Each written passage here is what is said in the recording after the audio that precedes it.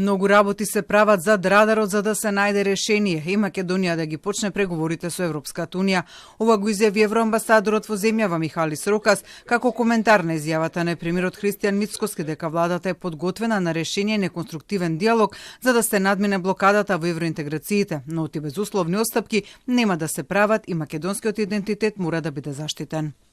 Well, I hope that... Јас навистина се надевам дека работите ќе можат да се придвижат напред. Јас мислам дека веќе многу работа се прави зад радарот, кое што не се гледа се со цел да може да се завршат работите. Јас реков, се надевам дека решение ќе може да се најде наскоро, кое што ќе го отвори патот за започнување на преговори со Европската унија.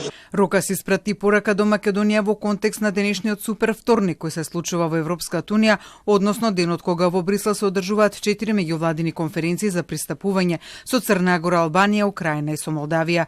Пораката од Рокас за Македонија е јасна. Тој се надева дека Македонија наскоро ќе може да го следи тој пат и дека ќе може да го зграпчи тој момент за да ги почне пристапните преговори.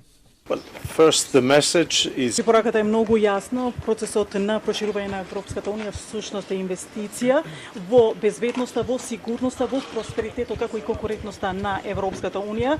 Веќе како што гледате, значи тој процес оди многу брзо, веќе имаме притиснато згазено на газ, значи веќе има 4 земји кои што процесот на проширување оди многу брзо. Ние искрено се надеваме дека и Република Северна Македонија ќе може наскоро да го следи тој пат се со цел да може да ги отвори пристапните преговори со Европската унија.